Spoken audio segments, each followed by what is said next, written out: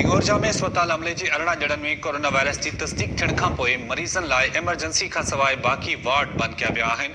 इन हवाले सां वधीक तफ़सील ॿुधाए रहियो आहे time news reporter Abdul Jabbar Chang. असी इन वक्त मौजूद आहियूं इंगोरजा अस्पताल में जेको रिज़ल्ट जेको टेस्टूं कराई हुयूं उन जो रिज़ल्ट 22 माण्हुनि जो पॉज़िटिव अची वियो आहे। अचो त वधीक हितां जे अमले ऐं एमए साहब सां ॻाल्हायूं त उन्हनि जो वधीक उन बारे में छा चवणु आहे। टेस्ट जेका वरिती वई कोविड जी उन हिसाब सां जेको रिज़ल्ट आयो आहे असांजो अमलो तक़रीबन ईअं सम्झो त 2/3 जेके आहिनि से पॉज़िटिव अची चुको आहे। सो मथां जो हाणे हुकुम आहे त ओपीडी जेके आहिनि से बंदि कई वञे ऐं फ़िलहाल जेसि ताईं को ॿियो वाशे थिए बाक़ी इमरजेंसी माना एमएलसी केसिस जेके हूंदा उन जे लाइ असांखे सेटअप रखिणो आहे त जीअं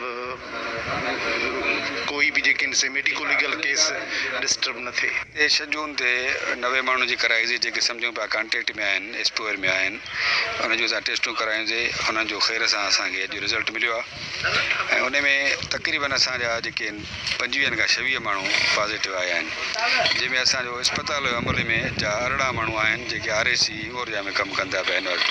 उन में 2 लेडी डॉक्टर आहिनि ऐं 4 असांजा मेल डॉक्टर आहिनि ऐं ॿियो असांजो जेको लोअर स्टाफ जा माण्हू आहिनि जंहिंमें डिस्पेंसर आहिनि हेल्थ टेक्नीशियन आहिनि ऐं जेको आहे पियानो वग़ैरह आहिनि स्वीपर आहिनि उहे बि जेके आहिनि टोटल मिलाए करे असांजा 18 माण्हू असांजे हेल्थ चार्ज में थिया आहिनि। बाक़ी कुझु शहरी आहिनि ऐं कुझु ॿियनि अस्पतालनि में जिते डॉक्टर असांजा पहिरियां पॉज़िटिव अची चुका उन्हनि जा बि जेके आहिनि कुझु नाला आहिनि जेके पॉज़िटिव अची चुका आहिनि। इंगोरजा जे कोरोना जे हवाले सां माहौल ॾाढो जेको आहे बहितर न आहे, सूरत ॾाढी ख़राबु आहे। ख़ासि करे असां सां मरीज़नि बि ताउन न कयो आहे, माण्हुनि बि ताउन न कयो आहे, असां सां डिपार्टमेंट बि ताउन न कयो आहे। बग़ैर मास्क जे असां ड्यूटी कंदा रहिया आहियूं।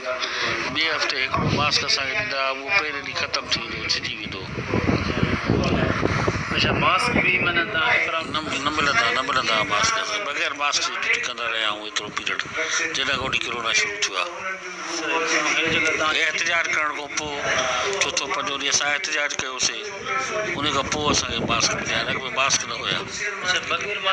बग़ैर मास्क जे असां ड्यूटी कंदा रहिया आहियूं। जी हितां जे जेको स्टाफ अमलो आहे एमएस आहे उन्हनि जूं तव्हां ॻाल्हियूं ॿुधियूं। उन्हनि जो चवणु हुयो त उन्हनि जो जेको 90 माण्हुनि जो रिज़ल्ट जेको टेस्ट कराई उन्हनि मां 22 माण्हुनि जो पॉज़िटिव आहे जंहिंमें 6 स्टाफ अमलो बि आहे। कैमरामैन अब्दुल सत्तार चांग सां गॾु अब्दुल जब्बार चांग, टाइम न्यूज़ इंगोरजा।